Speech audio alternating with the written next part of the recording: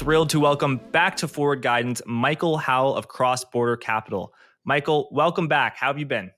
Pretty well, Jack. Great pleasure to be here again. Looking forward. Pleasure is all mine. Michael, you came on Forward Guidance in, I believe, January of this year, a time when sentiment was very negative on Wall Street, institutional investors, retail investors, and you said liquidity, which you had forecasted to decline in 2022, is actually it's bottomed. It's close to bottomed and it's going to go up. And I actually think stocks and risk assets are going to do well. And I, was thrilled to have you on in January, but in my gut, I said, Michael's a super smart guy, but I think he's wrong about this. I think risk assets are going down. And I'm so glad that you sort of balanced out the podcast, because that just goes to show my gut was wrong. S&P 500 is 20% higher, NASDAQ probably way more than that. So your call that risk assets would do well has aged very well. I just want to roll out the red carpet. So first question I want to ask is, why do you think they've gone up? Have they gone up because liquidity went up? And can you define liquidity? In what ways has liquidity actually gone up this year? Okay, well, the short answer is liquidity matters. It's the most important thing for investors really to watch and track. The reason the market's gone up is very clearly to do with more liquidity, and that's the key factor. What is liquidity? Let me start by saying what it isn't. It's not a measure of interest rates. It's not conventional money supply. In terms of our definition, which is a long-standing definition that basically goes back to the time that I was at Salomon Brothers back probably two decades or more ago, it's looking at the flow of money through global financial markets. So it's the cash and credit that is available for purchase or investment in assets, and it's the key measure that drives asset prices. Right. So there's three factors: bank credit, central bank liquidity, and then cross-border transactions. And I think those get more complicated as you go down the list. What's going on with let's just start with the Federal Reserve's balance sheet. A very simple model that it's a one factor analysis is, when the Federal Reserve is doing quantitative easing and its balance sheet is going up, that's adding liquidity. When it's doing quantitative tightening, its balance sheet is going down, that is removing liquidity. The Federal Reserve continues to do quantitative tightening, although its balance sheet did spike up in March and April as it extended loans to banks via the discount window and its new bank term funding program. So what's been going, has the Fed net added or taken away liquidity since we spoke in January? But I'll come back to the Fed question in a tick. The first thing is that we look at central banks. So central banks are a primary source of liquidity. On top of that, you've got what the private sector does, and that includes banks and it includes shadow banks. A lot of that lending is based on collateral. So one of the things you've got to try and detect is what is happening to collateral, what are the haircuts that credit providers are giving on collateral, and that is something that will determine liquidity in the system.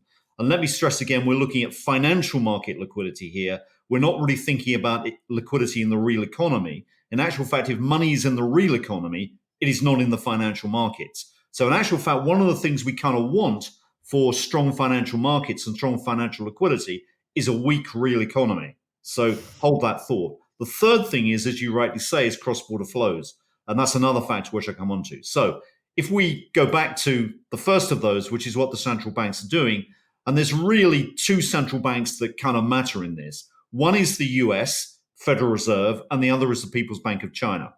The others are smaller or bit part players, not to say they can't affect things, but they really will probably be in thrall to the Fed, or they'll be operating policy pretty similar to the Fed. And I'm talking here of the BOJ, the ECB, or the Bank of England, for example.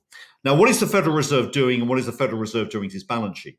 The first thing to sort of disabuse people of is the balance sheet is not the key liquidity aggregate to look at, okay? What we look at is something we term Fed liquidity, which is a concept we defined a few years ago, which is basically looking at the effective liquidity creating components of the balance sheet.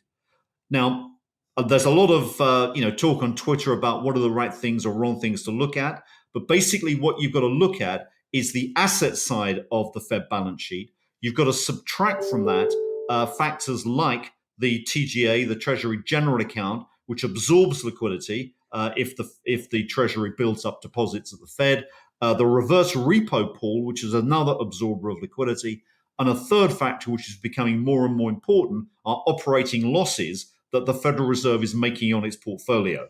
not mark-to-market losses, but the operating losses. In other words, when it's paying out more in interest than it's receiving on the stock of bonds and notes. So these are the factors that we look at in terms of Fed liquidity. What is happening to that Fed liquidity? It's basically is going up. We first flagged in October of last year, 2022, that the decline in Fed liquidity, which is equivalent to looking at what is happening to bank reserves, essentially had stopped going down. It had started to flatline, and that was in the wake of the British gilt debacle, which you recall happened following the new Prime Minister Truss's budget statement in September of 22. That was a disaster, okay?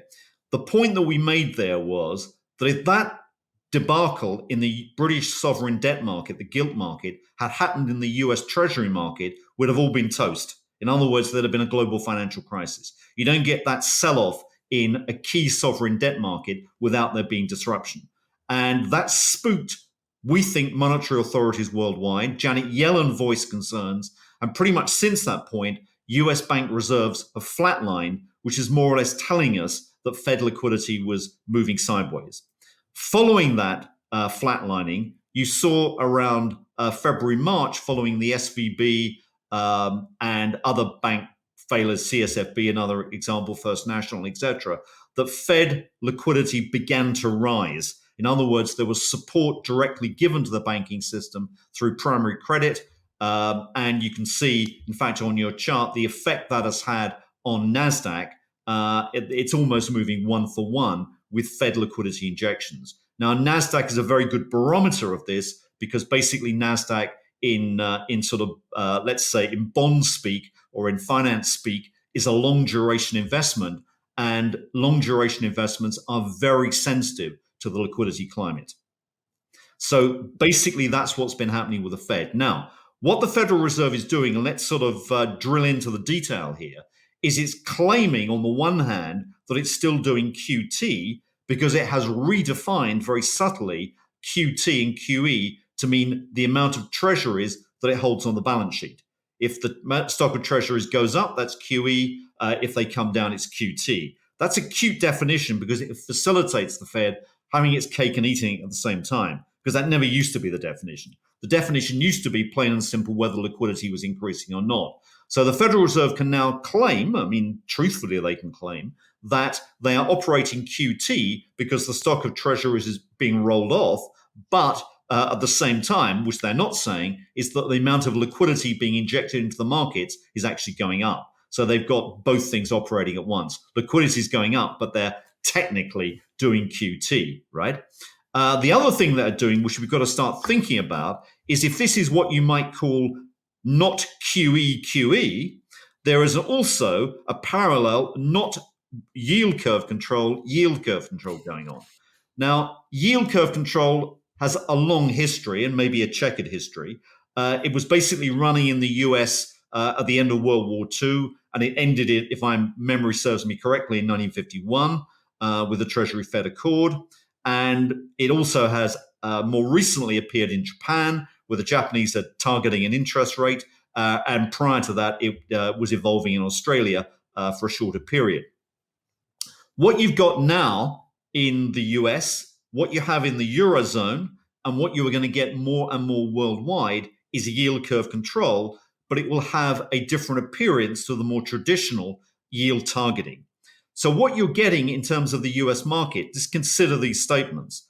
The first one is that the Treasury is talking about bond buybacks, okay? In other words, they will go into the market, they will buy bonds in the secondary market, they will reduce the supply of off-the-run treasuries, which tend to be less liquid and tend to trade at a lower price, high yield than on-the-run treasuries, freshly issued treasuries of similar tenor.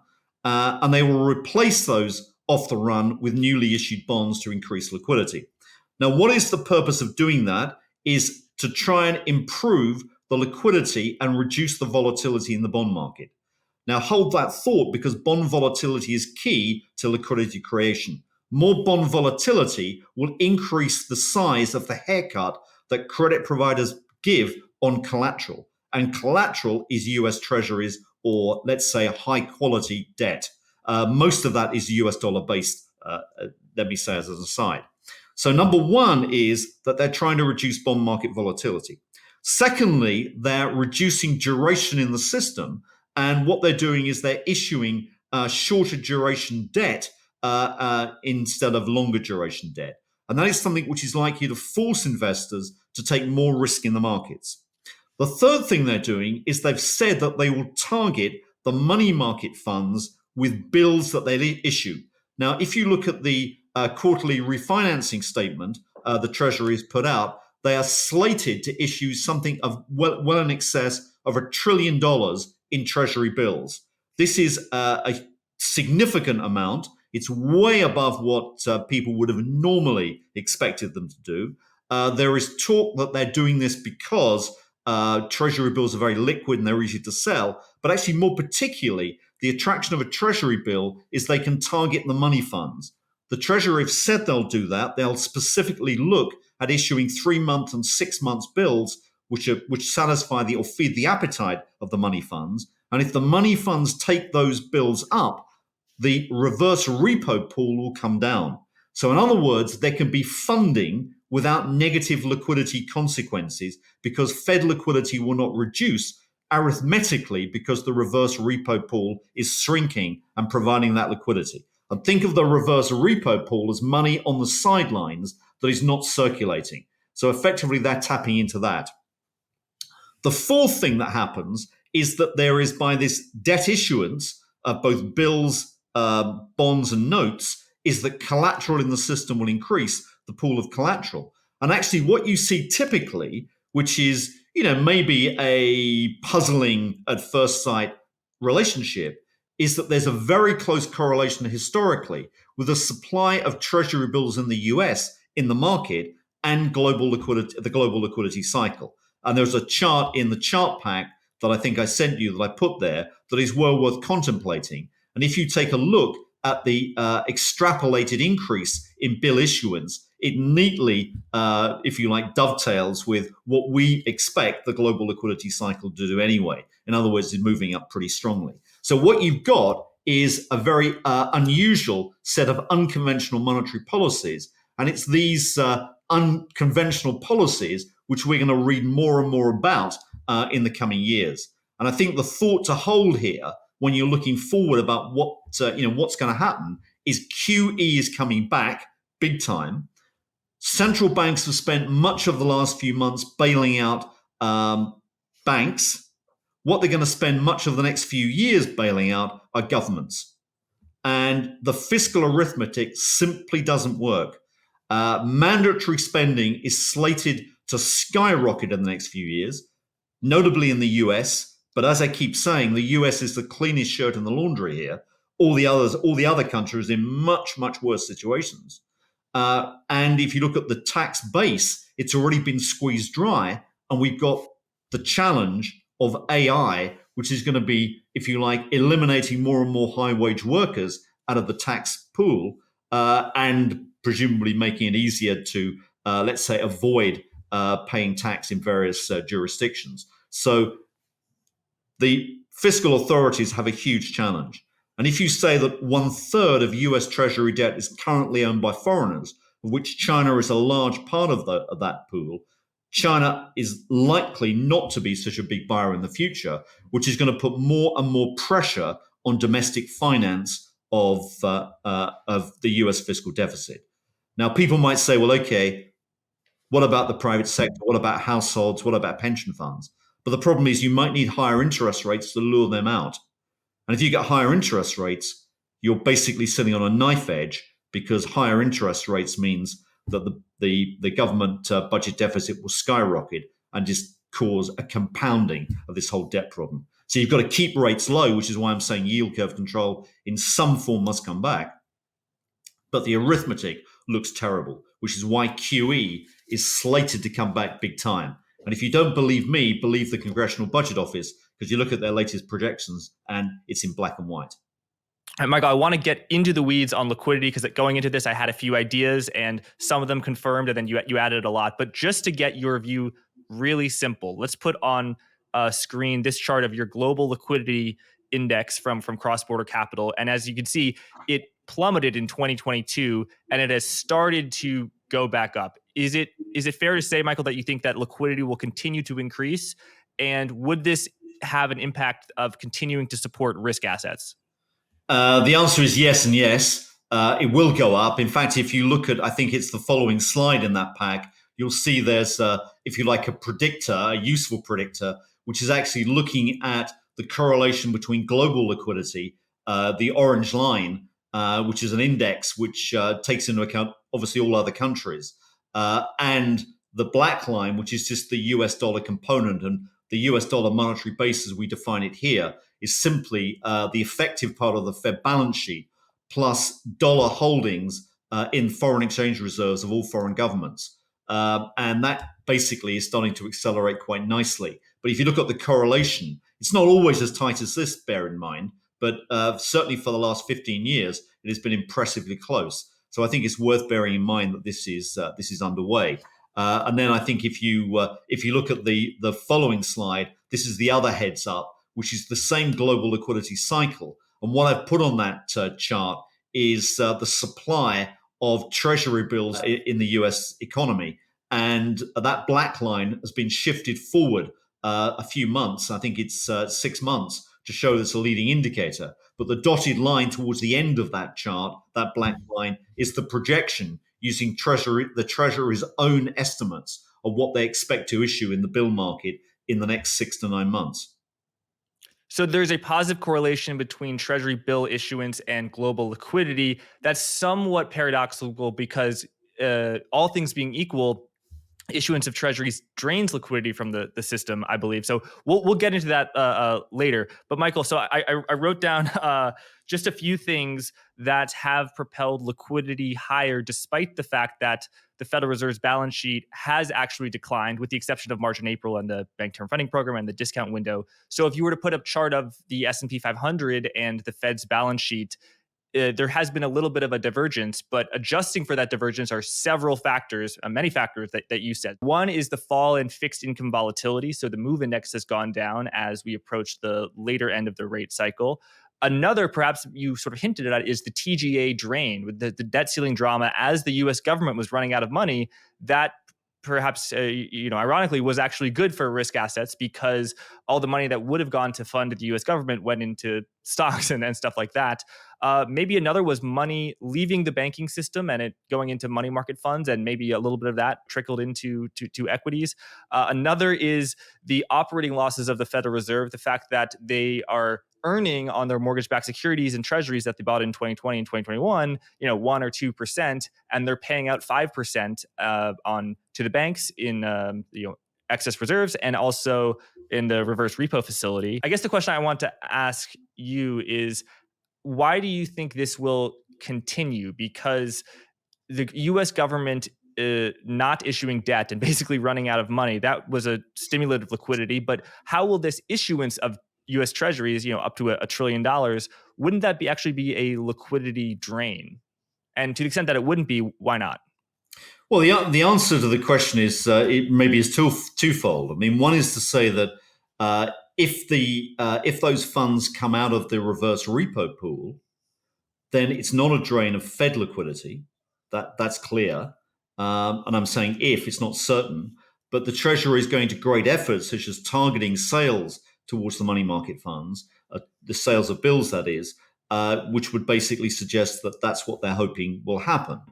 Now, if you look at that chart, this is US banks' reserves. Now, arithmetically, because of the way the circular flow of money works, this is equivalent to Federal Reserve liquidity injections into the system.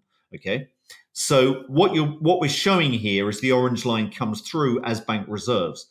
That orange line was declining, according to the script written by the QT advocates. It was declining very neatly up until the end of September 2022, when it began to flatline. That inflection in September of last year, I think, was triggered by the British gilt crisis. I mean, I'm willing to debate that, but that's my interpretation. And what you've seen is a flatlining right up until the bank crises in February, March of this year. And with SVB, CSFB, First Republic, what you saw is a spike upwards in Fed liquidity injections through primary credit availability, through lending, other forms of lending to the banks, etc. Maybe some rundown of the Treasury General account, but basically bank reserves have gone up. Now, the interesting point to draw out of this chart is that dotted red line, which was not an afterthought, but was actually put in there well before the event, is the level of reserves that a number of US academics, for example, Jonathan Wright, John Hopkins, has basically suggested is the, let's say, minimum level of operating reserves for the US banking system, well above what New York Fed estimates have been. And it so happens that if you look at that dotted red line, it is tracing out the path that one standard deviation below the level of reserves is also doing. So if you look at that, what you can see is, it seems to me, is that level of reserves is being targeted. The federal authorities do not want bank reserves to fall much below this threshold, plus, minus rather one standard deviation. So they're giving. And is that standard deviation? Is that just saying if some certain event happens that causes a move, we don't want it to go below the dotted red line? So for viewers who are listening and aren't watching this, is the thick orange line that's not dotted, is that what the level of reserves actually are? And then the dotted is a projection. Reserves. The dotted line is one standard deviation below that. And it seems as if that is coinciding exactly with what the academics say the minimal level should be. So maybe what you've got here is the Fed is targeting. Now, we don't know that, but all I would say is if it's yellow and quacks, it's a duck. All right. And so how is the Federal Reserve targeting this level? There's the level of its balance sheet, quantitative tightening, QT, it's going down. This line goes up when it lends with a discount window and the bank term funding program, as we saw that spike with SVB. What are the other facilities? In other words, why isn't this line going down more? What about the gilt crisis in late September of last year caused the Fed to do this pivot that you see? And did it extend swaps to other banks, or were those significant, or is this purely domestic? This is what we're talking about here, is the domestic response. There haven't been meaningful amounts of swaps to foreign central banks, but clearly that's a factor that could occur in the future. We understand that. But basically, this is looking at what let's say the Fed and the Treasury are doing together, because I would be very surprised if they're not cooperating on this. And if you look at what I described earlier on as the not QE and the not yield curve control processes, I think they're moving in tandem. In other words, what's going on is that the Treasury is issuing a lot of bills. It wants to reduce the size of the reverse repo program. The Federal Reserve obviously acknowledges that, and there is deliberate targeting, allegedly, of particular tenors that would meet the requirements of the money funds. So I think there is a deliberate attempt to do this. So what you've got here is an engineered flatlining or targeting of bank reserves, and I would suggest that is likely to move up, not down, in the future. And that is the source of liquidity. Now, on top of that, on top of the Federal Reserve liquidity, we've also got to look at the impact that more collateral in the system could have. So if more collateral comes in, and more collateral is by definition coming through more bond issuance, more bill issuance, that could be an additional source of funds. In other words, banks can lend against increased collateral. But one of the preconditions for that is the haircut on the collateral. In other words, how much you discount it by as a lender. So if you've got $1,000 in a bond and you want to borrow against that, the bank may say, well, I'm going to give you a 10% haircut, so I can only give you a maximum loan of 900. So the size of the haircut can be important. And the size of the haircut will depend on bond market volatility. So the MOVE index, watching the MOVE index for equity investors is actually much, much more important than looking at the VIX index, which is the traditional measure of volatility. And that's why if you look at what's happened since the MOVE index has come right down, equities have responded quite nicely through that period. The MOVE index touched a peak, let's be clear, at 200, right? When I was in the fixed income markets, there used to be, people would go ashen faced if it got over above 150. That was the time when crises were coming. We hit 200. It's now back at circa 100. So it's come down a lot. Yes, and it's a great point about duration. How the longer duration the treasury, the more liquidity, the more it is for the market to absorb. Whereas a 1 month treasury is basically akin to cash. So if the treasury is issuing very short term duration, that could reduce the liquidity drain. And also, you said they're targeting the money market funds. Money market funds want that short duration paper, and also they could replace the reverse repo, because a lot of money market funds invest in reverse repo facilities. So, we can put up a chart of the Fed's reverse repo facility. Do you expect that to be drained as the Treasury issues all of this paper? And will that not be a liquidity add, but will that negate or offset the liquidity drain of Treasury issuance if all of it comes from the RRP? Yes, hopefully, yes. We don't know for certain, but I mean, that's what everyone is endeavoring to do, as far as I can see. Sorry to interrupt. Wanted to let you know about Blockworks' upcoming crypto event, Permissionless 2. This ultimate DeFi gathering will be taking place in Austin on the 11th to the 13th of September 2023. It will feature the very best discussions on ZK tech, rollups, account abstraction, MEV, and much, much more. All the big hitters in crypto are going to be there, so if you're into crypto, you need to be there too. To get a 20% discount to a full 3-day pass to Permissionless 2, click the link in the description and use code GUIDANCE20. That's GUIDANCE20. Thanks. Let's get back to the episode.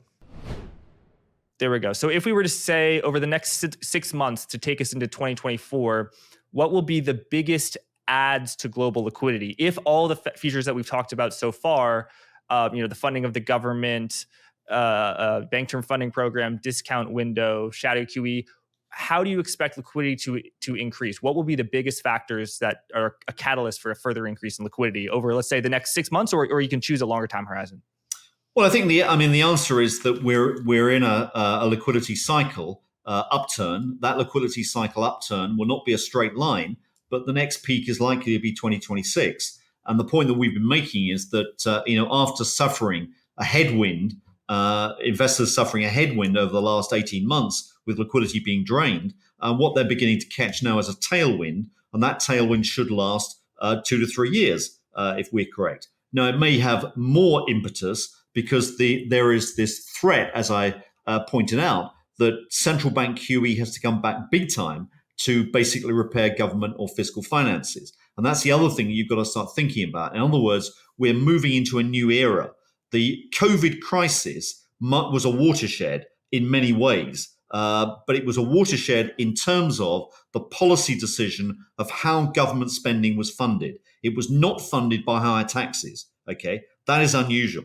It was funded entirely by issuing debt, and the central banks took that debt up. What we've got is a similar problem coming up because you've got another big spending program, which is being caused by effectively two things. One is aging demographics, which are forcing mandatory spending programs up. And you've also got the defense bill to pay. And if you look at CBO projections, Congressional Budget Office projections, they've got a relatively passive forecast or projection for defense spending. If you get back to Cold War levels, when America was spending at least 5% of GDP on defense, then you're starting to look at serious levels of debt issuance in the next 10 years, an average of $2 trillion a year, in fact. And the Federal Reserve will likely have to come in and take a large share of that debt issuance. In other words, the Fed balance sheet goes up. Now, if you look at Treasury, if you look at CBO projections of Treasury holdings, currently the Federal Reserve is holding about $5 trillion in treasuries. According to the CBO, by 2033, that will exceed $7 trillion. On our estimates, you're thinking of nearer $10 trillion. So QE is coming back big time. It's coming back big time, but it will have to be real quantitative easing, not this shadow, not QE, right? Because that's one thing when we put up the chart of treasuries causing liquidity to go up. A lot of that, particularly 2020, was because the Fed bought all the treasuries in March and April of 2020, as well as mortgage-backed securities, agency mortgage-backed securities.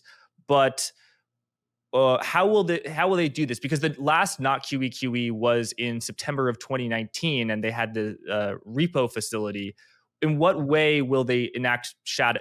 What facility will it be, or will it be a facility that doesn't exist yet that they'll sort of make up? I don't think there has to be any sort of subterfuge necessarily. I think what they'll do is basically just buy treasuries. I mean, they're going to have to do that. Maybe they're not going to stand on a soapbox and shout about it, but they'll do it. And the Federal Reserve has to come in and buy the debt. I mean, I may be wrong, but then you've got an even worse situation in prospect if they don't do that, because who else is going to buy? You've got a big deficit that's almost set in stone. And I keep saying, and this is not knocking the US. The US is the cleanest shirt here in the laundry. Make no mistake. The other countries are in a desperately bad situation, and that's why I still think, as an aside, the dollar is still dominant in the world economy. But if you look at how this is going to be funded in the US, foreigners are not going to be buying so much of the debt. They own a third already. And the question to ask is, are the Chinese really going to be such big buyers? Are the Saudis going to be as big buyers as they've been in the past? That must be a serious question mark. So you come back to the domestic sectors. Of the domestic sectors, you've got households and pension funds. Are they likely to be buying? Well, they may buy, but they'll demand a higher interest rate. Now, if you have a higher interest rate, then the interest bill of the Treasury compounds. That creates even more of an overload on the fiscal deficit, and the debt burden skyrockets. So you get onto a knife-edge situation there, where interest payments start to absorb more and more of the deficit, and it's an unwinnable situation. So you've got to find another route, which does not mean higher interest rates and does not lean on foreigners. So that has to be the Federal Reserve. It's the path of about least resistance, only resistance, or only non-resistance. It's the only thing to do. So that's why I think it's coming back. I mean, please, I hope I'm wrong, but I don't think so. I think this is the reality. We're moving to an era of structural monetary inflation, and that's what the COVID crisis effectively, that was the starting gun. This is what's happening big time now, and you've got to change asset allocation accordingly. Now, the point that we make, and I come back to maybe one of your earlier questions, which is, why has the market gone up? The market has gone up. For the simple reason that the discount factor, in other words, the PE, has expanded. Now, if you look at how capital markets work, and let's take a very simple or straightforward example of the equity markets. People think of the equity markets as having two moving parts: an E, which represents earnings, and a PE, which is the multiplier applied to earnings, which gives you your price. Now, the focus of economists is 100% on the E, right? And what they're telling you is that the E is going down big time. But that's not how markets work. Markets work on the PE. 80% of the movements in the S&P or any major index is about movements in the PE multiple. So what we focus on is what's driving the PE. And that's the key question. In my estimation, or my experience, what drives the PE is two things. One is rising liquidity, and the second is falling inflation. Now, have we got falling inflation? Well, we can dance on the head of a pin and say maybe yes, maybe no, but the reality is that inflation is going down. And we do a measure, which I think are included in the charts, which is basically looking at what we think of as the inflation pass-through. It's a measure of inflation persistence. Now, what that inflation persistence measure is a very simple, for those that are sort of statisticians and slightly wonkish, it's an autocorrelation coefficient, but it basically looks at the effect of shocks to inflation in the US system. And it basically says, how long do those inflation shocks last on average? Now, if you look back through the course of history, starting in the 1950s, you can see that inflation shocks generally don't last very long until they do. And the big episode was in the late 1970s, early 80s, when Volcker came in to fix the problem, because the inflation pass-through was right up at over 50 months. So what that's saying is that if you get a shock to inflation in June, that's going to persist in the pricing structure. It's going to echo, have a ripple effect for basically 50 months. So you're talking about, well over almost 5 years, 4.5 years of problems. Now, if you look at where we got to in 2021, the peak was 31 months, so almost 3 years. So inflation shocks were likely to affect or distort adversely inflation expectations for up to 3 years. And that was telling us inflation was becoming embedded. But where we are as of the last print last month was down to 11, just over 11 months. Now, the rate of decline on that estimate or that pass-through statistic has been more rapid than during the Volcker years. It took 5 years really to get inflation persistence down. And what you're getting now is it's happening quite quickly. And that is a very important heads up to how the market works, because basically the market is driven by inflation. Now, if I give you another, I want to give you another way of looking at that. And if you take a look at slide 21, you can see maybe that indicator at work. And on slide 21, what we look at is data from Robert Shiller's database, where we've basically taken, first of all, in orange on the left, the CAPE using a 5-year estimate of average earnings, and that's a cyclically adjusted price to earnings ratio. Correct. Yeah. It's the sort of standard long-term metric of value that's used for the US stock market. And that is shown correlated against the US long bond. Now, everybody says, and it's termed the Fed model, that what you've got to do to judge the stock market is to look at bond markets. Well, what that chart is telling you is that bonds don't really matter that much. In other words, there's not an active arbitrage between stocks and bonds that are going on. It's in the textbooks, but it's not in the history books, right? Look at the right-hand chart, which is the same data on the CAPE, but what we put on there is the 5-year average US consumer price inflation. Now, I would suggest that the correlation is much, much closer on the right-hand chart than the left-hand chart. So what really matters is basically the inflation rate. And if you look at the following page, there's a regression analysis, which, I'm not going to win any statistical prizes for this because it's pretty basic.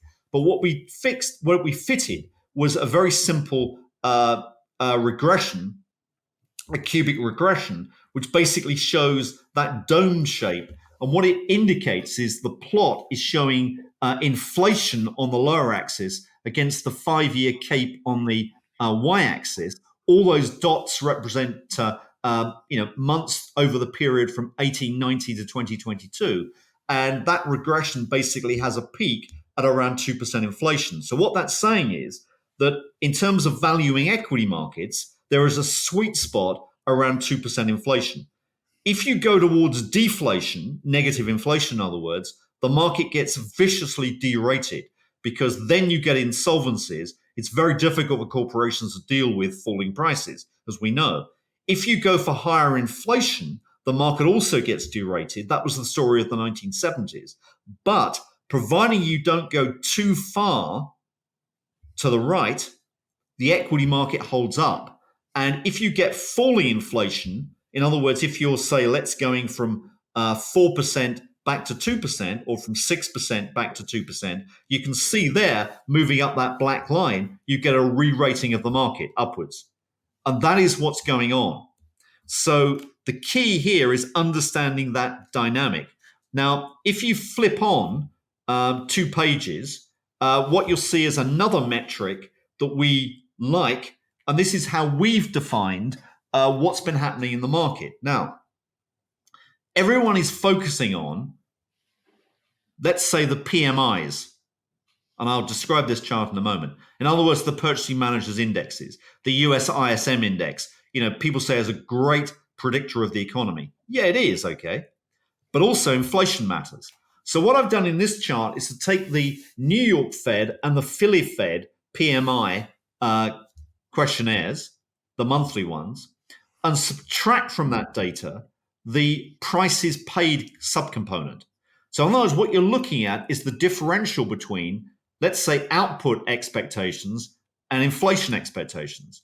So basically what this is saying is that if the economy goes up and there's no inflation, then that black line will rise.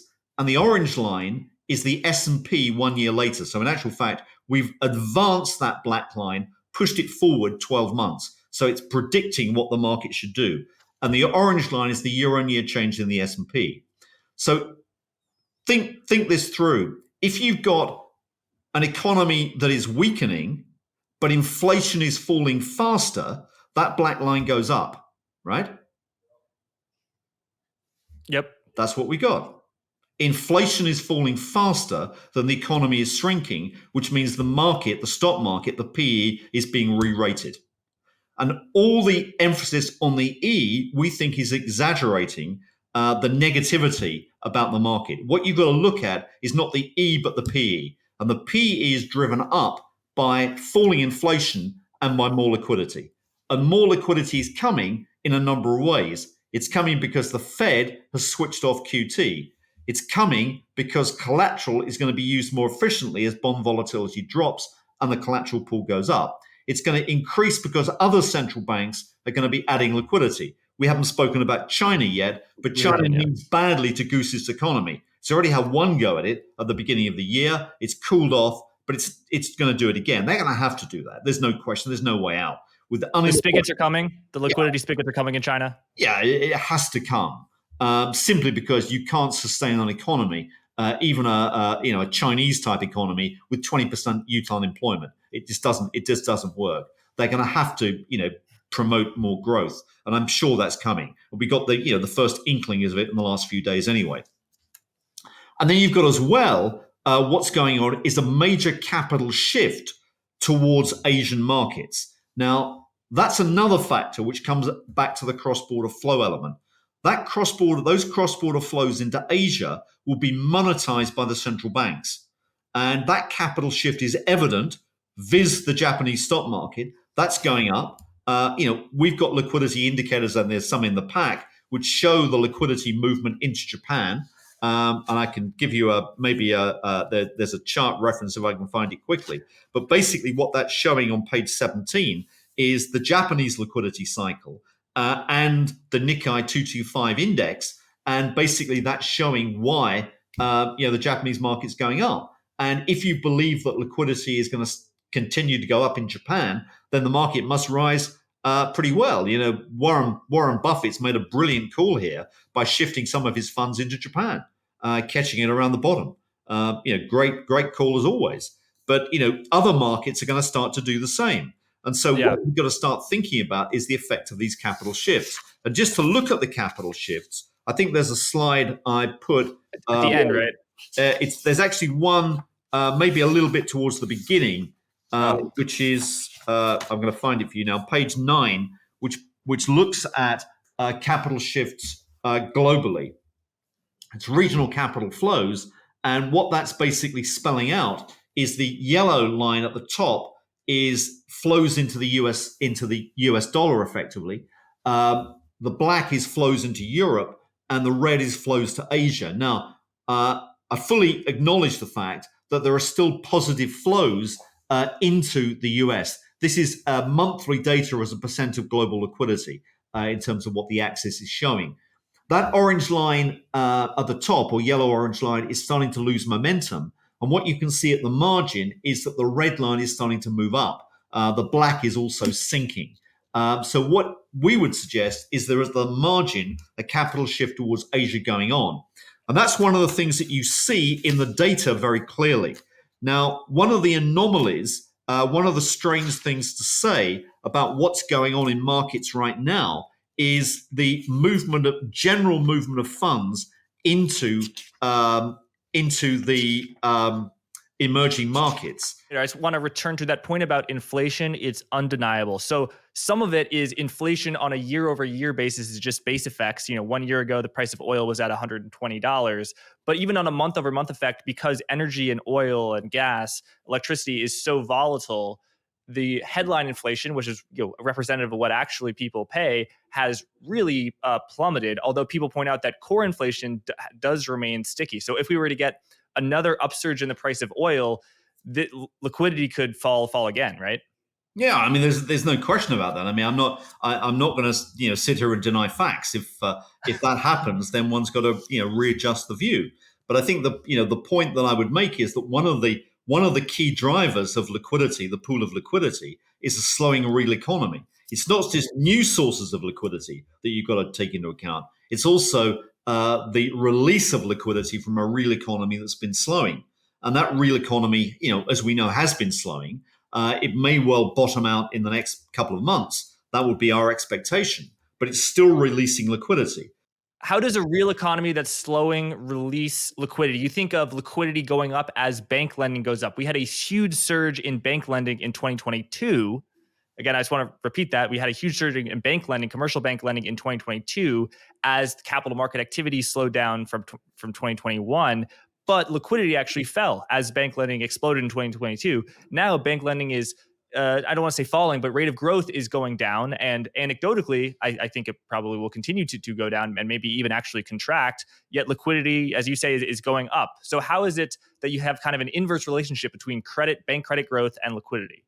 Well, the answer is that that corporations will require less money for working capital. That if you've got oil prices that are approximately half their peak last year, oil industry is a huge user of liquidity for stockpiles, transactions, whatever. That money is not going to be used. A lot of it can be tied up in shipping or transport, etc. Those working capital demands or use of liquidity for working capital comes right down. So there's funds available. They may sit in treasuries in corporations, but they're available for financial markets. And that's basically one of the mechanisms through which global liquidity can rise. The old adage is that strong economies don't always have strong financial markets. In actual fact, it's often the reverse, which is often a paradox to the average investor, because they tend to think that it's always about strong economies and strong financial markets. It's not. The stock market normally leads the economy, and part of the reason for that is that there's a release of liquidity around the trough of the economic cycle, or just prior to the trough of the economic cycle, and that's maybe what we're getting right now. So all these factors are important to weigh up in terms of understanding, how liquidity is moving. And how does bond performance play into that? Because liquidity has been rising, it's been going into stocks, but not to bonds. Bonds have suffered even as inflation itself has gone down. Does that mean that growth has been outperformed expectations and that we're not into a recession yet? Or do you think we are into recession yet? Like, what do you make of the bond performance, liquidity, and how that indicates about a potential recession and where we are in the business cycle? Well, I think that a lot of people make claims, understandable claims, that the amount of QE that's been going on in the last few years has heavily distorted financial markets. It's a debating point, but I think where that is very valid is looking at the fixed income markets. And one of the biggest anomaly that I've seen in my career, still exists in the US Treasury market, which is hugely negative term premia. Now, term premia are a wonkish concept. They are basically the additional amount you would pay, or is normally paid by a bond investor above the expected roll of if you roll a 1 year interest rate each year for 10 years, you get, if you like, an average interest rate or expected interest rate. But that's not the price or the yield that you would pay for the bond. You normally pay a bit more on top of that. And that is because of a term premium. Now, the reality... You normally pay less in price, but higher in yield, yes? Exactly, yeah. So in other words, the yield is more. So the price is discounted. Now, if you look at the moment, it's completely upside down.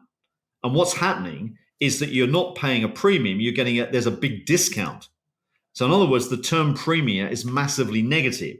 So we would argue it's about minus 1.75% right now, which is pretty much at an all-time low. Now that is a staggering statistic.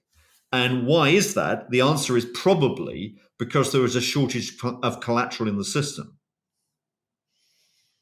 Now, what that tells you is that if the Treasury is going to start issuing a lot of debt in coming years, that yield or that term premium is going to start to become less negative and maybe move back to zero, excuse me, which is what you would expect.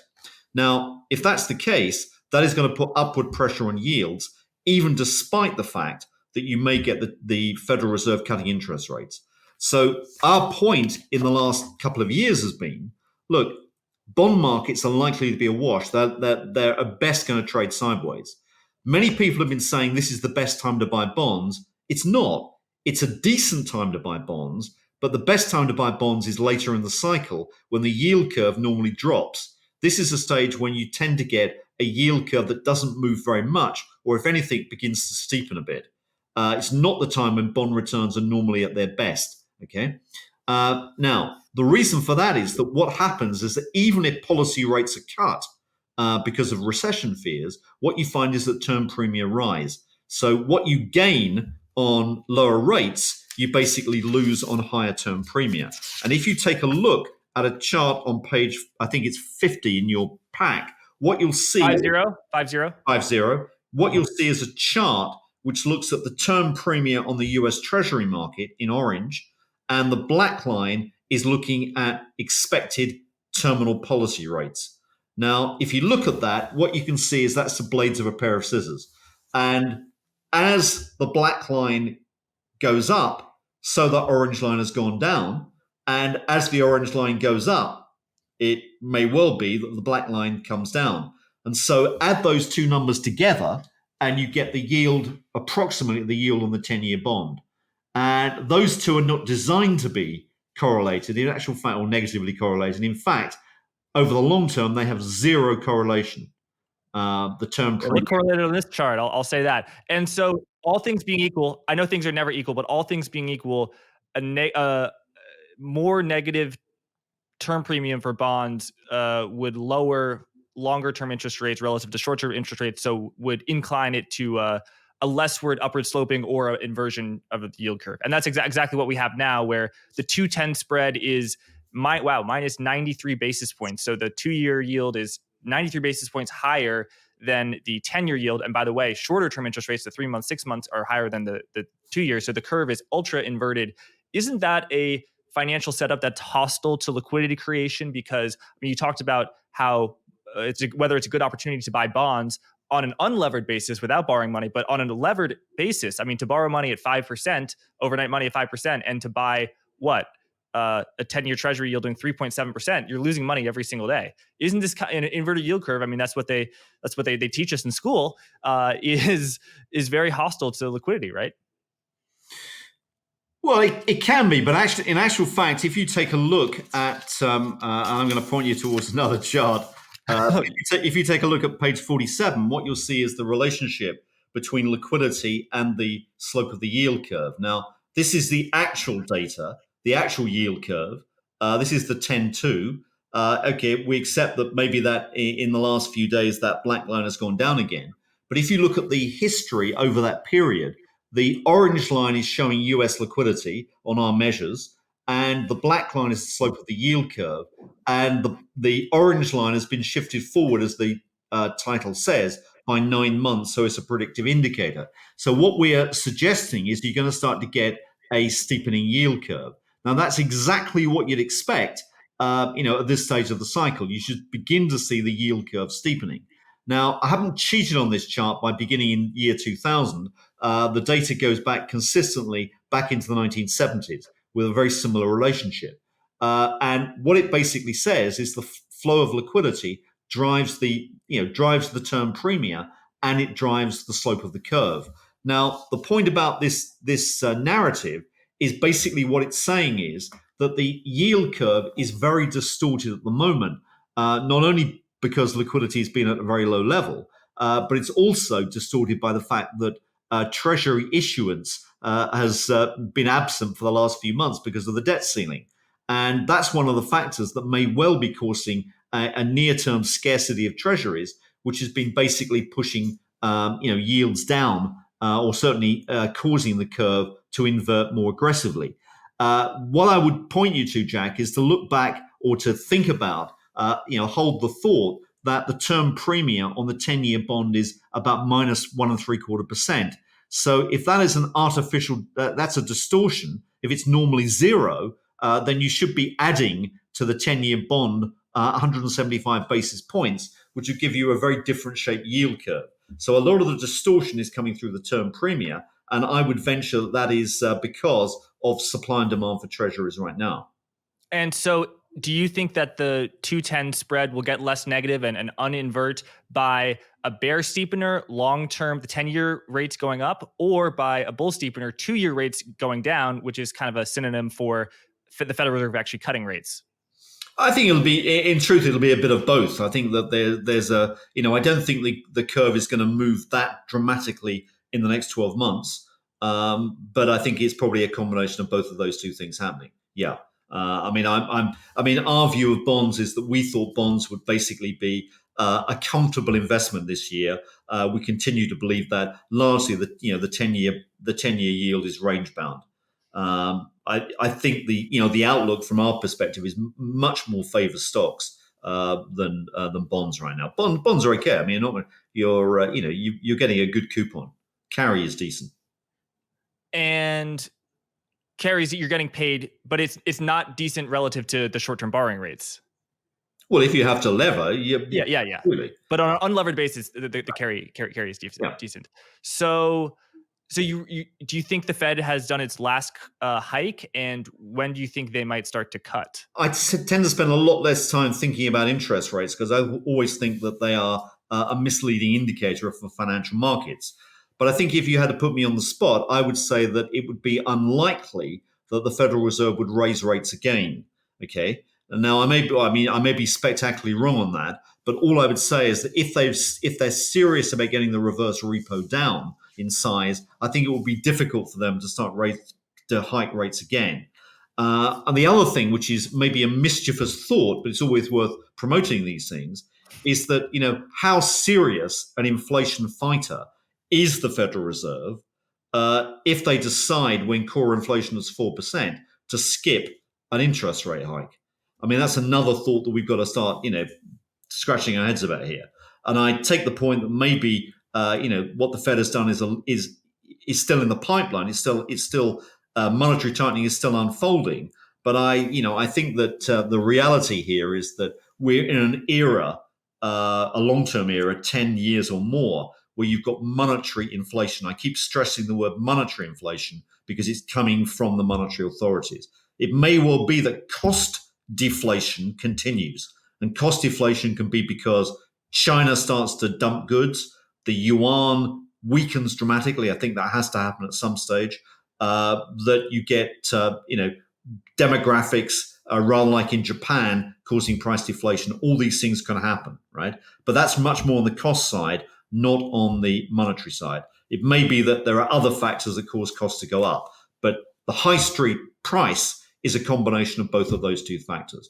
It's cost inflation and monetary inflation together rolled up in a hybrid. And what I'm saying is it's monetary inflation that really bothers me in the medium term. That may be good for stocks, and it may be good for crypto, and it may be good for gold, but I don't think it's good for bonds.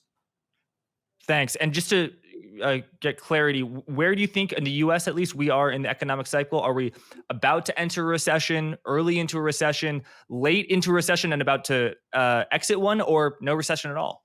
If you let me show you one more chart, page 41, take a look at that chart, and then we can debate.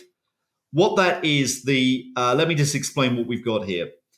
We do a lot of modeling, as you probably gather. The orange line is an AI-based model of the world economy, okay?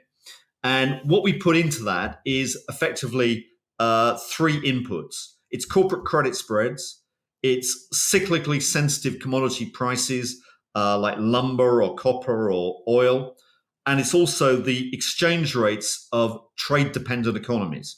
So all those factors go in, and what the model does is it basically tries to predict what the tempo of the world real economy is from that information.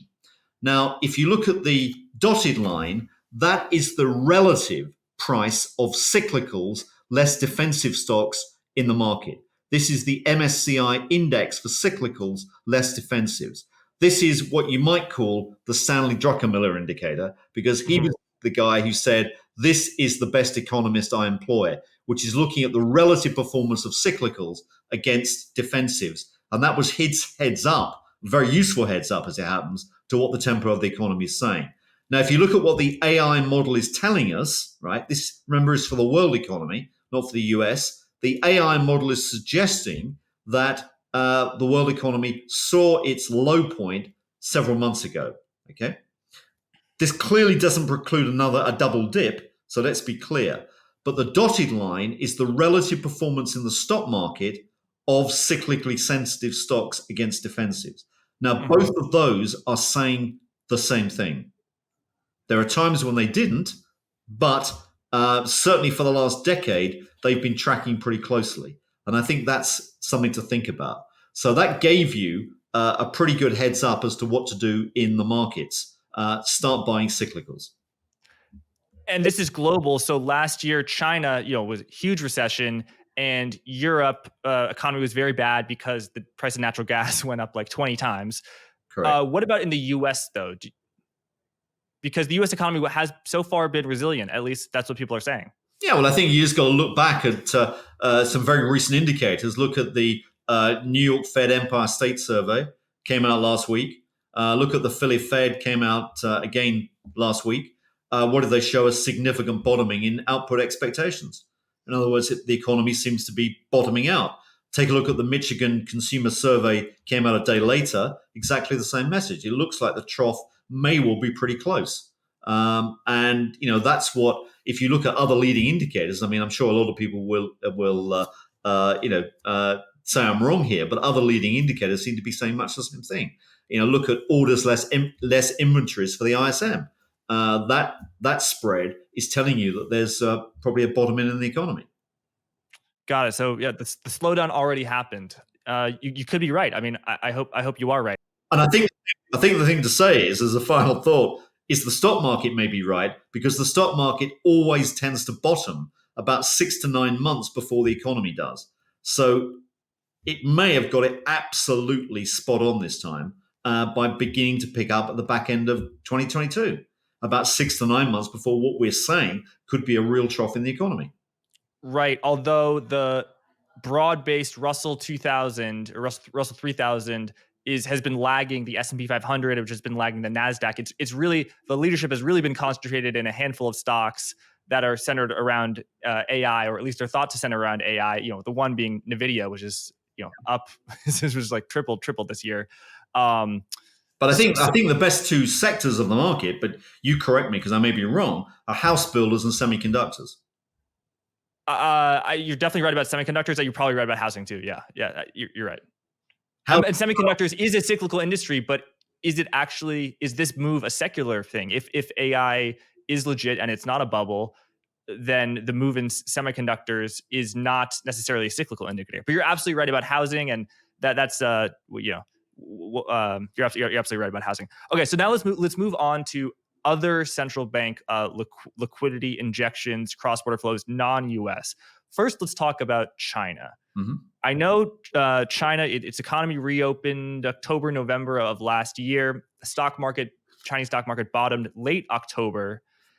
What was the People's Bank of China doing then, and how has it evolved since then? What's your forward outlook? And first of all, for the Federal Reserve, we think of stimulus as rate cuts, low rates, and then quantitative easing, expansion of the balance sheet. Is it the same with the People's Bank of China? Because I know the Chinese financial system is very different from the U.S., and I and perhaps some of our audience here would like you to clarify a few things. The answer is it's similar. It's a lot more straightforward. The Chinese system is nothing like as complex, and the People's Bank has more rigid control over the system than the Federal Reserve has. Now, in other words, the Federal Reserve would wish it had as close a control as the People's Bank. The People's Bank, obviously controls the state-owned banks. It controls the policy banks. It can allocate credit through window guidance. Think back to what happened in Japan in the 1970s and 80s with the BOJ. I mean, this is an Asian-type central bank. It is in, I'm not going to say total control, but it controls a lot of the economy. It controls the tempo of the economy. And if you take a look at, there's a few pages of slides. Chart 37? 37 looks at the balance sheet of the People's Bank.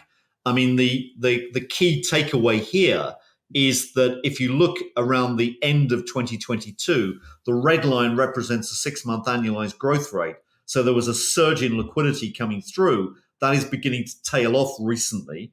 You can see that on the level, which is shown by the black and orange areas. The orange area is Chinese holdings of foreign exchange. The black is their domestic monetary operations. There was a watershed moment, if you like, in China around 2014, 2015, when foreign exchange reserves were no longer the main engine of liquidity growth. It was basically domestic money market operations by the People's Bank. The People's Bank is now, as I say, alongside the Federal Reserve, the most important central bank in the world. And we've got to do an awful lot more PBOC watching as well as Fed watching. We do PBOC watching. And what you can see here is it looks as if the balance sheet is sort of beginning to slow. Now, that is probably the correct interpretation for the moment. And the next slide is basically showing a more detailed assessment of open market operations. The black line on the chart is our index of Chinese liquidity generally, and the bars represent daily operations, open market operations by the PBOC.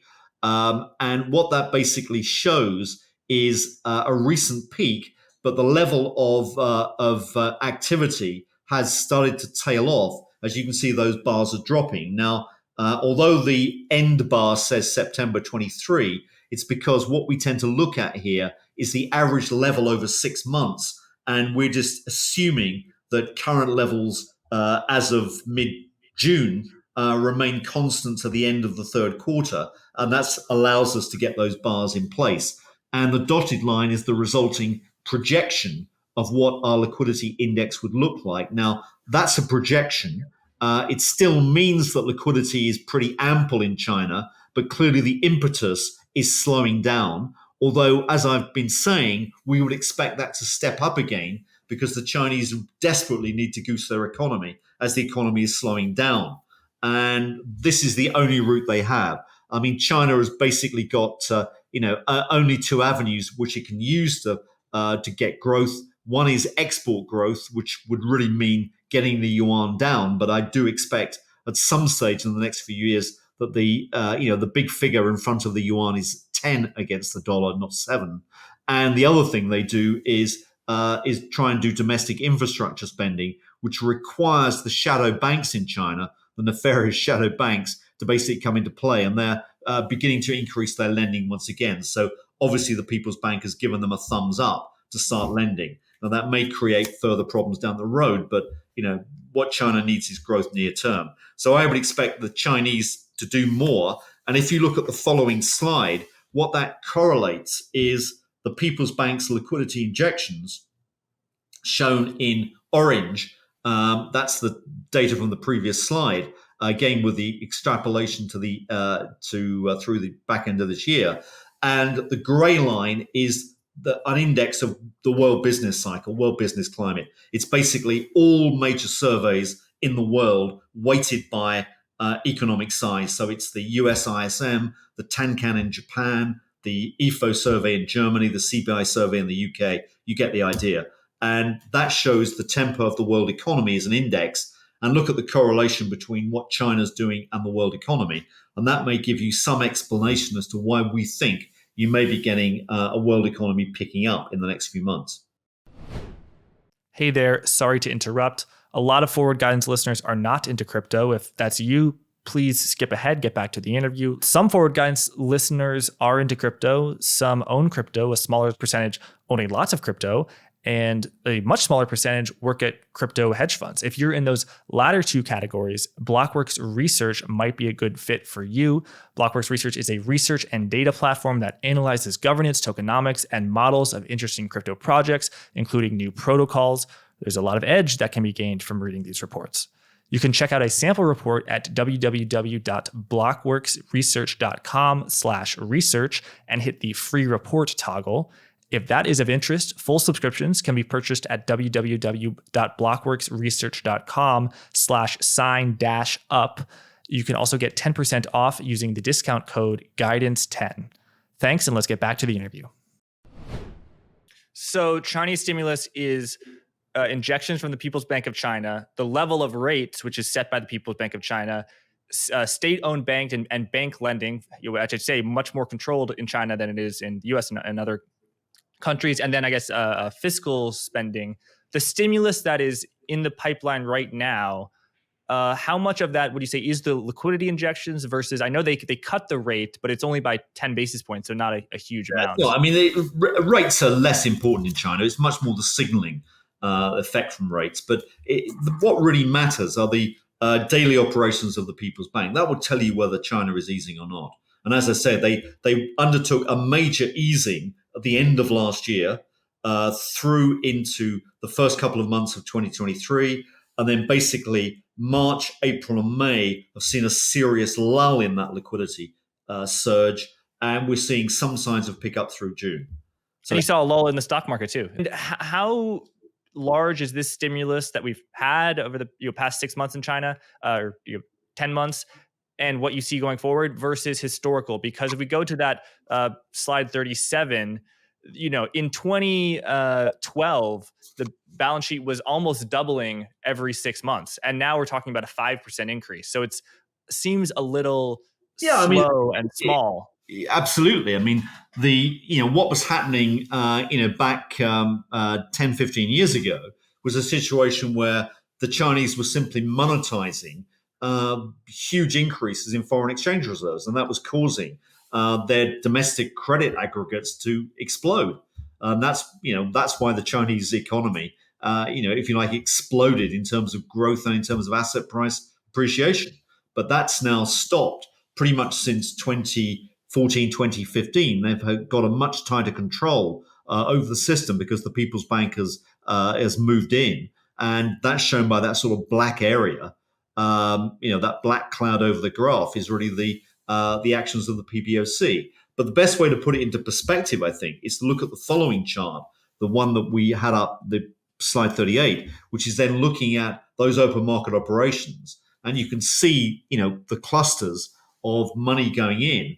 And there was a lot of money that was injected around around that sort of period, maybe early 2016. But the question is, you've got to see a sustained level of injection in markets.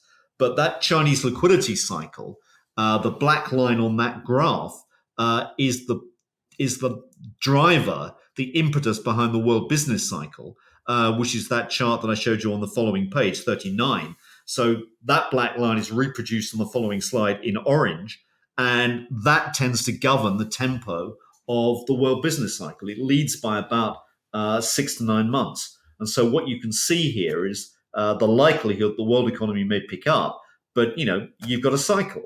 So it may well be that there is a loss of impetus unless the Chinese keep pumping liquidity back into the system. And so this chart is actually on another deck, but we can put it up later. You're tracking liquidities for each country, and one of the very few countries where liquidity is actually positive, above 50, is in China, where it's at 72. Elsewhere, in the U.S., liquidity is still low, but it's going up. So would you say the rate of change of liquidity is more positive or more important than the level of liquidity? Well, those indexes are basically hybrids between levels and rates of change. So in actual fact, they take into account momentum as well. But where you're getting, if I point you towards a chart which basically should illustrate what's going on, take a look at slide 51, because I think there's a very important story that is unfolding there. And this is one of the things that really persuaded us back at the turn of the year when we had a previous meeting on forward guidance, which was why we were positive.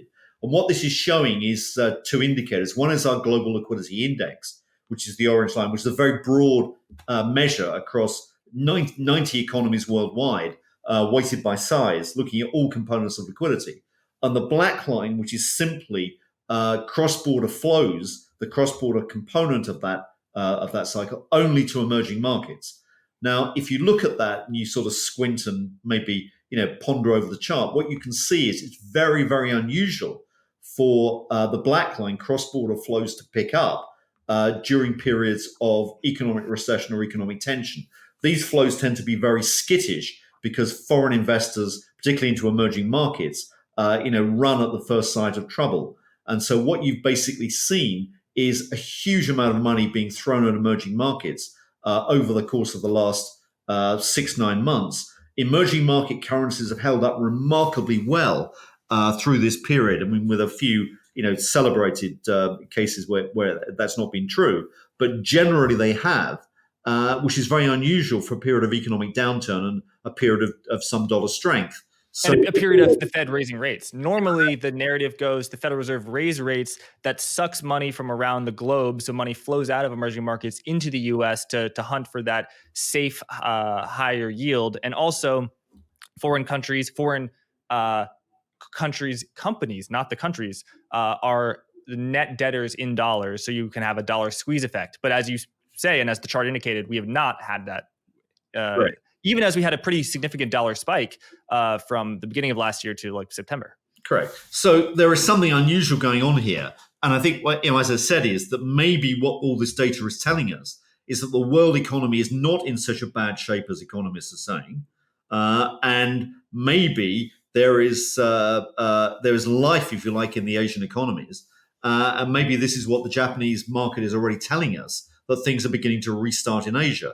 And that capital flow diagram is reinforcing the earlier picture of this capital flow to Asia. Now, Asian central banks are monetizing this cash. So that's a further fillip to global liquidity growth. And all in all. And how is the Japanese central bank, Bank of Japan, increasing liquidity? Because I know the Bank of Japan does so much quantitative easing. There are some issues of Japanese government bonds, JGBs, that the Bank of Japan owns more than 100% of them because they're synthetically long when they're to people who, market participants who want to short. So how could you even judge liquidity of a market where a central bank is already so active? Well, I mean, the answer is that what you say is absolutely correct, but the fact is that the balance sheet per se is not necessarily, as in the case of the US, the best guide to liquidity. Excuse me. What you've also got to take into account is what is being sterilized on the other side. And you've got to look at the liquidity creating parts of the balance sheet. Now, if you do that, the Japanese have not been as easy, or certainly, put it another way, were not so easy as people would have argued last year in 2022. But they're beginning to add liquidity through this year. And that's the difference. Got it. And what about ECB, European Central Bank, and the Bank of England? Well, I hesitate to say they're sort of bit part players in all this, but they're not really the ones that matter that much. The ECB has got a target of actually reducing radically the size of the ECB balance sheet, as we know. This is starting to occur, but it's not really bitten yet. But I'd say good luck with that because I don't think they're getting anywhere near their projections for the simple reason that it risks banking instability in the Eurozone. And I think at the end of the day, what you'll start to see is the ECB beginning to follow what the Federal Reserve is doing. I think they're a step or so behind the Fed here. But I may be proved wrong, but I just think the numbers that they've chalked up for indicating the reduction in their balance sheet are fanciful. I mean, they won't get anywhere near that.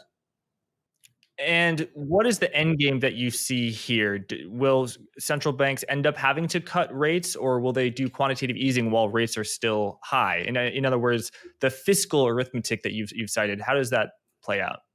Rates have to stay elevated, okay, in an ideal world, because the great problem we've got is debt. And as I've said maybe many, many times before on these programs, what we're living through is a world dominated by debt where financial markets are not new financing vehicles, they're refinancing vehicles, okay? And we've got to think about that. Something like 7 in every $8 transacted in world financial markets are all about refinancing debt. That is an eye-wateringly large amount of money, okay? And if you don't get the roll on the debt, you get financial problems, you get turmoil, you get financial crises, okay? That's what it's all about. It's all about funding. And that's the key thing. Of the $1 that remains, an increasing part of that is being taken up by governments with new issuance. So that's the problem we've got. We've got to get the level of debt down. And the only way is to disincentivize people with a high level of interest rates, okay? And what you can't do is to get interest rate, they've got to be just right. So it's like a Goldilocks scenario, okay? They can't be too high, because if rates are too high, governments then start to suffer in the sense that their interest bill will compound and debt will skyrocket. So they can't be too high, which is why yield curve control has got to be there in some form. And they can't be too low for the simple reason that you will incentivize people to take on more debt. So they've got to be pretty much, I would think, where they are now. And I don't see that much room for movement, which is why I'm not ultra bullish on bonds. Okay. The end game, if there is an end game, and it may just be simply a question of kicking the can down the road, which is probably the most realistic, outcome here, is that liquidity has to go up, because liquidity is the name of the game here. Markets are dominated by liquidity. Central banks create liquidity. Central banks are being asked to create more liquidity. The financial system needs liquidity for financial stability reasons. The government sector needs liquidity for fiscal stability reasons, okay? And that's what's driving things. You look at the last two charts I've got in the pack, which are page 55 and page 56, pretty much tells you the story here, okay? This chart is showing the estimated levels of US Treasury holdings by the Federal Reserve in orange as predicted by the Congressional Budget Office in the US in their latest projections. And you can see there that the current level of debt Treasury holdings is about 5 trillion. And on estimates by the CBO, they go to about 7.5 trillion by 2033. The figures that I've got, which are in grey, assume that you've got a 5% level of defense spending in the US each year. And that would take the level of debt, required debt holdings by the Fed, up to almost 10 trillion by 2033. The numbers in above each bar, the percentages, are the implied growth rate in the Federal Reserve balance sheet, the effective balance sheet, each year. Now, you can see there's a dog leg in the chart. The dog leg, I don't think is going to happen. The dog leg is basically what the CBO project using Federal Reserve assessments of their Treasury holdings. But I think those Treasury holdings are flatlining anyway. So I'm not convinced there's the dog leg down, but I think there is the, if you like, ski slope up. And that's the problem. Now, what does that translate into? What does it mean? It means that there's more QE coming. More QE means more liquidity. More liquidity means better asset prices. And if you look at the last chart, there is the long-term liquidity cycle that we draw. This is our index of liquidity, which we track here all the way back to the early 1970s.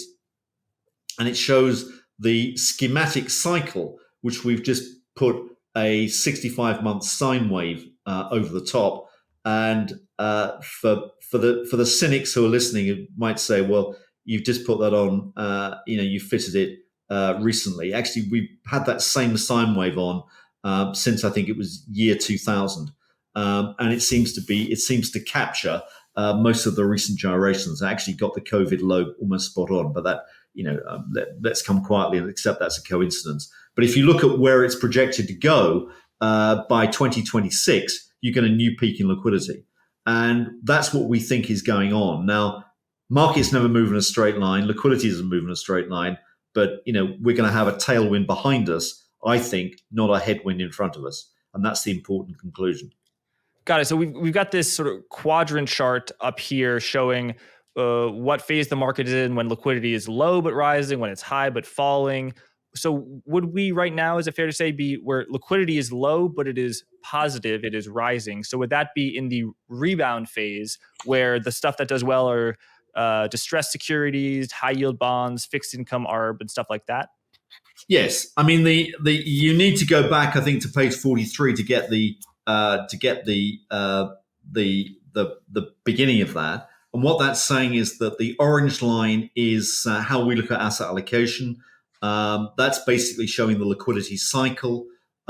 We think of 4 regimes, which we think of as calm, speculation, turbulence, and rebound. So we think of what the climate is like. If you like, think of that as the seasons: spring, summer, autumn, winter. The red dots are basically showing where the yield curve tends to inflect. So that comes about 6 to 9 months after the inflections in the liquidity cycle. The economy tends to be the brown blobs. So that's when you see the low in the economy typically. The liquidity cycle tends to lead by 15 months or thereabouts. Always difficult to say precisely, but that sort of magnitude. And what you tend to find, in fact, what you found recently is if you look at, as I foreshadowed, that New York Fed Empire State Survey and the Philly Fed surveys, both of those are bottoming now, and they're bottoming pretty much, 15 months after, after the liquidity cycle. So you've got a pretty good prediction of what the economy should do. Going on to that matrix, what the matrix then says is that it associates each of those zones with what should be ideal investments. Now, this is a great case of being approximately right and precisely wrong, but broadly in the rebound phase, which is where we are now, you want those what we call credit arbitrage type strategies. They're the things that should do well. Now, this is not drilling down into the detail. It's saying approximately start to investigate those areas. And, what it's saying is that, you should be making money out of some combination or cocktail of those particular factors. Doesn't mean to say that you shouldn't be buying the stuff on the right in directional, which is equities, cyclicals, emerging markets, but you don't want to have too much there because we're moving in that direction, but we're not there yet. But you want to be moving away from the volatility-based strategies that were, the big winners last year. Which, if you look at what is in that matrix, most of those factors actually performed pretty well last year, and that was the phase that the liquidity cycle identified us as being in. So it seemed to work pretty well last year, and it seems to me maybe working not too bad this year as well. So, although it's approximately right and maybe precisely wrong, it gives you a pretty good handle on where we are in the cycle. Right. Michael, one of my final questions is you must be familiar with warnings about private market liquidity in buildings, loans, and commercial real estate. So, I talked to an investor who buys and sells loans. So not even bonds, but loans in between banks. And he's kind of a broker. And he says that there's liquidity has really fallen off a cliff. My words, not his, but it's very hard to get a bid there. Does your liquidity index, does it not adjust for those things that are super hard to measure, like loans, where there's not really a lot of data that's publicly available? Well, I mean, what we're doing is we're measuring the liquidity in the system. In other words, we're measuring what we call funding liquidity. We're not measuring market liquidity. In other words, the liquidity in specific markets. Okay, they are a derivative of what happens prior in terms of funding liquidity. Funding liquidity will drive market liquidity. Now, if you go back to the very first slide you showed, which was our annotated liquidity cycle, what you can see in sort of big letters at the top and the bottom of that liquidity cycle is when you get a peak in liquidity, it says asset booms. And when you get a trough in liquidity, it says banking crisis, right? Now, what we just had, funnily enough, is a series of banking crises, right? US regional banks, Credit Suisse versus Boston, CSFB, etc. Okay. Unquestionably, liquidity is tight now. I'm not saying it isn't. I'm not saying black is white here. I'm saying liquidity is tight, but it's inflecting upwards and things are getting better. There's a tailwind behind us, not a headwind in front of us so much. So it's at the margin that financial markets tend to price. And, everyone is looking. I mean, among our clients, everyone's saying, look, what we're doing is we're waiting for the pullback, then we can buy again. We're waiting for the pullback, we're going to buy. We're still waiting for the pullback, and then we're going to buy. I mean, markets always climb a wall of worry. Okay. That's the reality. And, people keep saying we've missed, maybe we missed it. But the market keeps moving up. And all I would say is to come back to a point maybe I made earlier on, a 20% rise in the big indexes is telling you something has changed. It's telling you that maybe the bear market has ended. And if you look at the leadership of the market, I'm not talking about the breadth here, look at the leadership. If my statement about semiconductors and housing is correct, then these are normally leading sectors. So there's a lot of dots that join up here. And I think liquidity was the trigger in starting this revival. And all I'm saying is that, this is a liquidity pickup that's been triggered initially by financial stability concerns. The bell, if you like, that rang at the bottom was the British gilt crisis. And it was the extrapolation of that, the fear of that, the extrapolation of that fear worldwide, which caused central banks to change and start looking more at financial stability concerns. And that's what's put the bottom in. And the market has basically begun to price a more positive outlook ever since. Now, I think that if you look forward, there is a lot more liquidity coming because it's not just banks that need to be bailed out, it's also governments. And I think the central banks have got a big task on their hands in the future. I just simply can't see any way out of that. And what do you think about banks, how banks will perform? The rise in rates shocked many of them. Whether we're talking the big banks, we can group them into the big banks and then the regional banks. They are curiously absent from the cyclical stocks leading the way. Semiconductor stocks are on fire, as are housing stocks. Banking stocks, not so much, and we know why. Do you have any outlook on the banks? Is liquidity good or bad for them? That liquidity is low and rising. That environment, how do banks fare in that environment? Well, as long as I've been in the business, I've noted the correlation between banks and the slope of the yield curve. And if you get a yield curve that begins to move more positively, then banks should do pretty well. If you look at the regional bank index in the US, that tends to move, if I'm correct, from my memory serves me correctly, about a year after the movement in the liquidity cycle. So that would suggest that if liquidity continues to move higher over the next few months, maybe 2024 is a decent time to be buying the regional banks in the US. There we go. So Michael, it sounds like a lot of, at least in the US, liquidity that has gone up so far has been for, cop-out phrase, but technical factors. But it sounds like as you expect liquidity to increase, eventually the Fed it can't continue to do what you call shadow quantitative easing or increasing liquidity without pulling that QE switch. Eventually it will have to do quantitative easing outright, true quantitative easing, true QE. If the Fed doesn't do that, what do you think the world will look like if the Federal Reserve does not return to quantitative easing? I understand that it is your base case that they do return to quantitative easing at a certain date, but if they don't, what does the liquidity picture look like there? Well, if it doesn't happen, I mean, it's like saying, if you flip the light switch, does it go dark? I mean, that for sure. If you pull the plug out of your computer terminal, does it switch off? Yes, it will. And the fact is that if the Federal Reserve doesn't produce liquidity in the amounts that the market needs, then you'll see a financial crisis. And I come back to the fact that what has changed and what is not in the textbooks and what is not in the narrative of economists is the fact that the financial system is a refinancing system for debt, not a new financing system for capital expenditure. And that is the fundamental difference that we've all got to start to understand.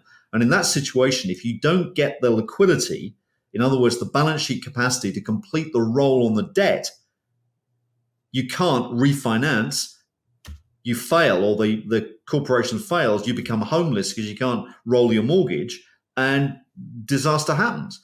These are the sources of financial crises. And if the Federal Reserve and other central banks want to avoid financial crises, they have to supply liquidity.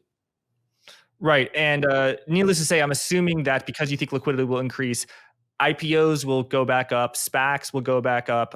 In terms of the activity and debt issuance, there will be a resumption of bond deals, which were kind of on the back burner in 2022. Michael, it's been an absolute pleasure. Thanks so much for sharing your insights and coming on for so long, being generous with your time. People can find your work on Twitter at Crossborder Cap. Please remind us, what is the website where they can access your work? Crossbordercapital.com. And we've also got a Substack offering as well. So if people want to read research, it's available on Substack. People need to check that out. Michael, thanks again for coming on, and thanks everyone for watching. Thanks so much, Jack. Forward Guidance, the program you just enjoyed, hopefully, can be viewed on YouTube at Blockworks Macro or heard as a podcast on Apple Podcast and Spotify. Episodes are typically released on Apple and Spotify a few hours before they air on YouTube. Please leave a review on Apple Podcast if you feel so inclined. Also, you can get 10% off to Permissionless 2023 and Blockworks Research using code GUIDANCE10. Thanks again, and be well.